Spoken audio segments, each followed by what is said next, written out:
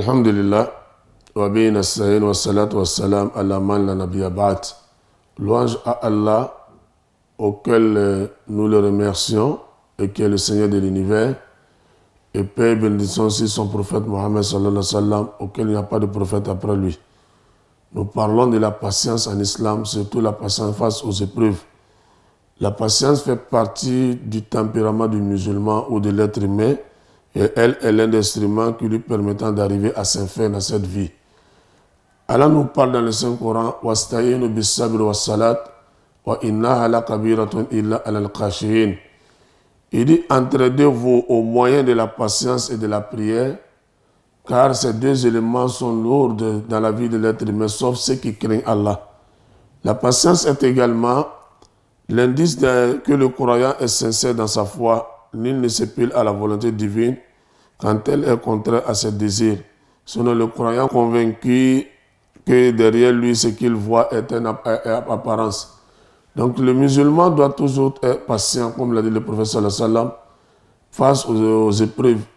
Et quand on est patient pendant les épreuves, on doit se remettre à Allah subhanahu wa ta'ala. Et le prophète nous dit, celui qui fait patience et celui qui fait patience et pardonne, qu'il sache que c'est la vérité. En vérité, c'est ce qui réside dans les bonnes résolutions. Donc Allah nous dit dans le Saint-Coran, wasbir, wattaqullaha wasbir, fa inna zalika min azmil umur. Donc en cherchant la patience, en cherchant le pardon, c'est la meilleure résolution que le musulman doit avoir. L'islam nous a exhorté d'être patient quand on fait face aux calamités, de ne pas s'alarmer, quand on fait face à des conflits, de ne pas s'enflammer, d'être patient, d'être modeste pendant la patience et d'invoquer Allah. Car Allah dit, quiconque est patient, que lui donne la bonne réussite et la bonne sortie. Il dit, وَبَشِّرِ الصَّابِرِينَ الَّذِينَ إِذَا أَصَابَتْهُم مُّصِيبَةٌ قَالُوا إِنَّا لِلَّهِ وَإِنَّا إِلَيْهِ رَاجِعُونَ. Il dit, réjouis les patients, ceux qui sont atteints par une calamité, ceux qui sont atteints par une affliction ou tristesse, et il dit, nous sommes pour Allah, nous retournerons à Allah. Allah dit qu'il va leur faire un bienfait, une bonne action. Allah va les pardonner et ils seront guidés par Allah. Donc soyons patients, ne nous enflammons pas. Au temps du prophète sallallahu alayhi wa sallam, les compagnons étaient tellement sous forme de calamité, ils étaient attristés, angoissés, puisqu'on leur faisait toutes sortes des injures, toutes sortes de manque de respect. Et ses compagnons sont allés voir le prophète sallallahu alayhi wa sallam, ils se plaignaient vers lui. Le prophète dit, endurez, patientez, le secours d'Allah est proche. Allah inna nasrallahi qarib, le secours d'Allah est proche.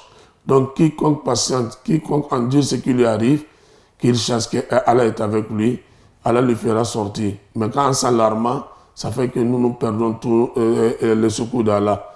Qu'Allah nous donne la patience, qu'Allah nous permette d'être patients à tout ce qui nous arrive et d'endurer. Qu'Allah fasse de nous des bons musulmans et qu'Allah fasse que nos derniers paroles soient la ilaha illallah, Muhammad Rasulullah sallallahu alayhi wa sallam. Wassalamu alaikum wa rahmatullahi wa barakatuh. La patience, c'est un chemin que tout homme doit emprunter pour en bénéficier de la grâce de Dieu. Plutôt que tu persévères, tu patientes, ton bonheur va avoir acquis. Parce que même quand Dieu envoyait Abraham à Canaan, dans le livre de Genèse, chapitre 15, verset 1 à 5, Dieu lui a fait des promesses. Or, Abraham, quand il partait, n'avait pas d'enfant avec sa femme. Et Dieu lui a dit, c'est moi qui t'envoie. Si tu persévères, si tu as la patience, tu auras de ta grâce. Et puisque Abraham avait la foi envers Dieu, effectivement, il a persévéré, il a gardé la patience. Et dans ce contexte, le bonheur qu'il désirait avoir, Dieu lui a accordé, malgré son âge. Malgré son âge, Dieu lui a accordé cette grâce. Donc, la patience dans la vie, il faut avoir la patience pour pouvoir obtenir ce que la vie te réserve. Donc, on ne peut pas précipiter la vie que la mort. La vie, elle est chère pour une personne. Donc, il faut de la vie patienter pour que tu puisses avoir la grâce de Dieu que Dieu nous réserve. C'est quoi la patience? La patience fait partie du fruit de l'esprit. Dans Galates chapitre 5, le verset 22, la Bible nous exhorte à être patient. Quelqu'un qui a reçu le Saint-Esprit, la présence de Dieu, la force émanant de Dieu, cette personne doit cultiver la patience. Ici, la Bible nous présente le patriarche Moïse comme un homme qui est fort patient. J'ai l'habitude de donner cet exemple.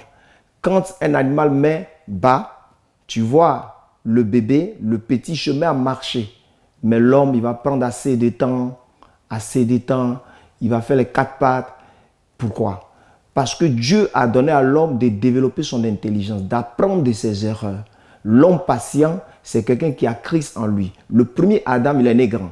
Le second Adam, qui est Jésus-Christ, il est né, il a connu 1 an, 2 ans, 3 ans. La Bible dit qu'il grandissait en stature, en sagesse et en âge. Il est important que nous, en tant qu'enfants de Dieu, nous cultivons la patience. La patience nous amène à connaître l'amour de Dieu, à découvrir le pourquoi Dieu, des fois, il tarde dans ses voies envers l'enfant de Dieu. Bon nombre de chrétiens ne s'attendent pas. Dès qu'il y a une solution qu'ils attendent, ils ne voient pas, ils cherchent des alternatives ailleurs. On a vu le cas d'Abraham. Dieu lui a dit, je te donnerai une postérité. Mais Abraham, il a préféré la voie de la rapidité. Il a été même prendre Agar, qui est sa servante, parce que sa femme lui a dit qu'elle était pressée, ou soit la femme lui a fait cette proposition d'aller prendre Agar, et Abraham est allé avec Agar pour avoir un enfant illégitime, un enfant qui sera pour lui plus tard un problème. Je voudrais dire par là que chaque fois que nous ne serons pas patients pour les promesses de Dieu, nous allons tomber dans un piège, dans la proposition des hommes, nous allons tomber dans la facilité. Qu'est-ce que tu entends? Le mariage, le travail, ça tarde. La Bible dit la prophétie, elle tarde. Mais attends là, un temps vient où Dieu comblera ton cœur. Dieu qui est au ciel, il regarde, il voit. Il sait ce dont nous avons besoin. Des fois, il prend le temps tout simplement parce qu'il sait que ce n'est pas le temps pour nous. Quand le temps convenable, le temps de Dieu arrive, il nous comble. Dieu, il est patient, il est lent. Je voudrais exhorter quelqu'un qui m'écoute à pratiquer la patience. C'est un fruit de l'esprit.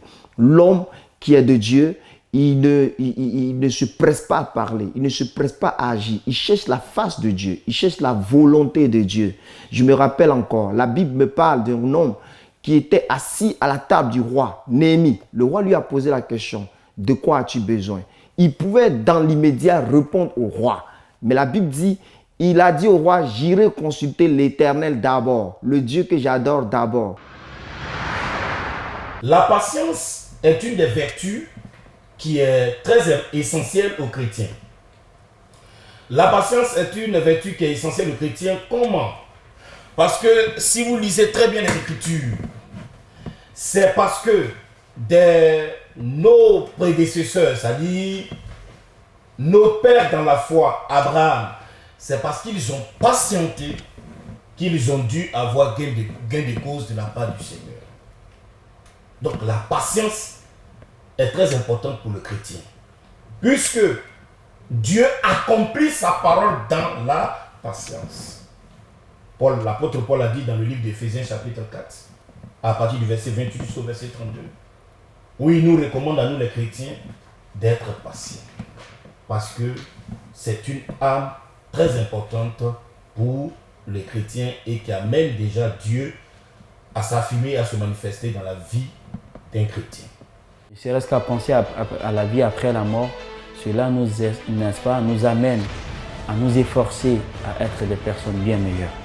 Parce que cette vie après la mort, en réalité, c'est pour une justice.